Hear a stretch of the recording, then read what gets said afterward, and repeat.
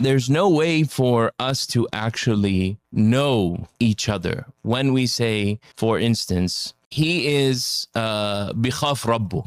You know, he's a good man, he fears Allah. He has adab, he has akhlaq, middayan, you hear, oh, he's a religious guy. And then, you know, so the girl, you know, marries him, and then she ends up getting beaten to a pulp. Oh, so what happened? There's no actual way to know when someone says, oh, he's a religious practicing guy, or she's a religious practice, right? You could be like, oh, she's practicing, she prays and etc. But then when you get into the marriage, she has very bad adab and is objecting to everything the husband says. Or there's a constant level of, you know, an extreme level of accountability in the household, when the household should be a household that's built on sakina, overlooking the faults of each other, right? And when instead it's, you know, you did this and you didn't do this and you did that and you didn't do that. And it destroys the whole concept of sakina in the household.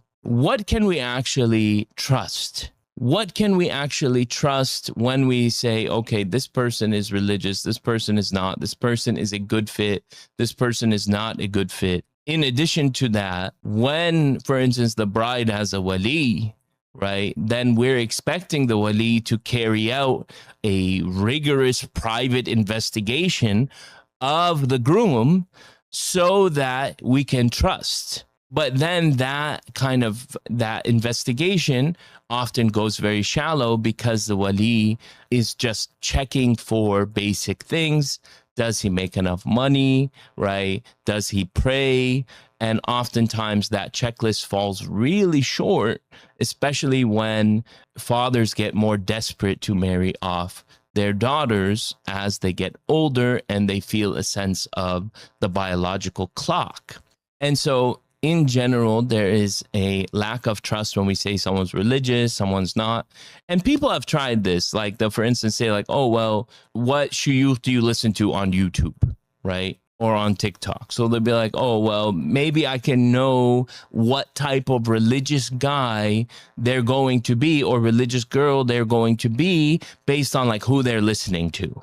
But even then, there is not a structure of accountability. And so what's going to happen is that the husband and the wife are going to enter into this social contract where they hold each other accountable, right? This is an implied social contract within the nuclear family, that it's just us, right? It's the husband, it's the wife, it's the children living in a home, disconnected from community, disconnected from structures of accountability.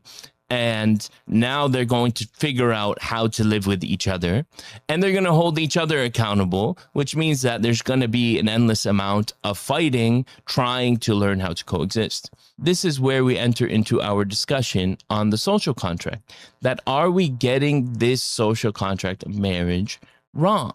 And how can we fix it? And one of the ways that we can fix it is to be more direct in the expectation that someone has a sheikh of tarbiyah, that someone has someone who is holding them accountable, that they have a suhbah, they have a masjid, and it has to go farther than that, that they have a teacher in tarbiyah.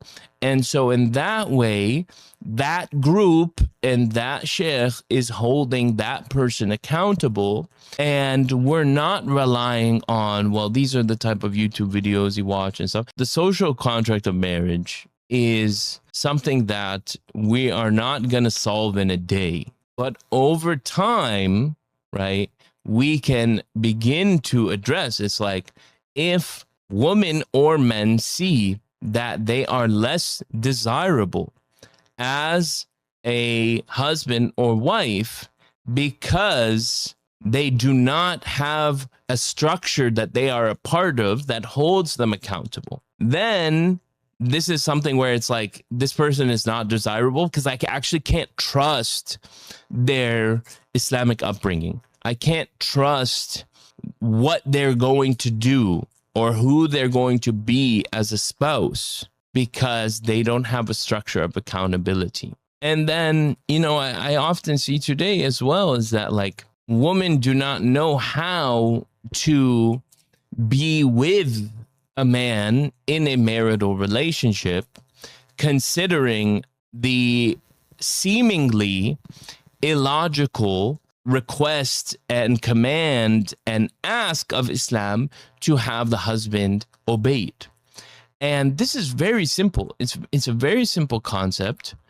And the concept is that if there is no person that can make the final decision between the husband and wife, then you will not be able to live. You will not be able to have social order.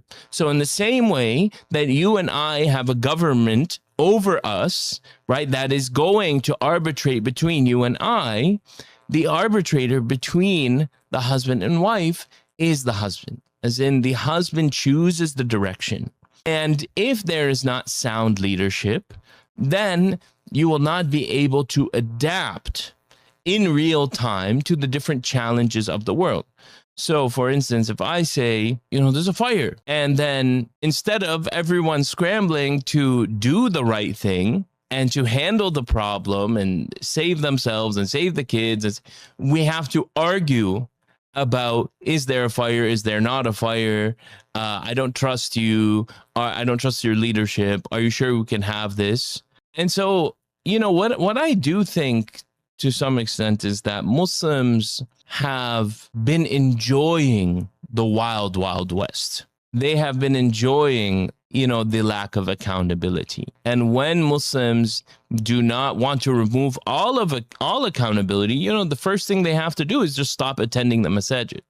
We look at it as like, people like that. They like the idea that they can go to a masjid and pray, for instance, but they don't have to be asked about their life. They don't have to be held accountable to anyone. They don't have to talk to a sheikh about what they do and what they don't do. And then when things are falling apart, there's a knock at the office of the imam saying, help us. But where is the proactive presence of structures? And we're facing the same thing with healthcare. It's like the only time you're interacting with healthcare is like when you go to the emergency room, when you have an ailment that's beyond your capacity, right? But proactive medicine would require us to actually be involved with a personal trainer, with a dietitian, with a nutritionist, with, for instance, in terms of mental health or spiritual health, with the sheikh, with a chaplain, with a personal trainer, that we have kind of, because of the landscape of our economy, we choose our structures of accountability. It's like, all right, I'm struggling with my workouts and my kind of health, so I'm going to buy a structure of accountability, which is my personal trainer.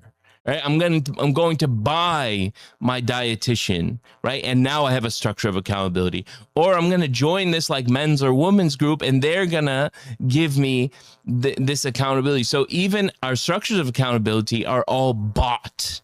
They're not genuine and organic community.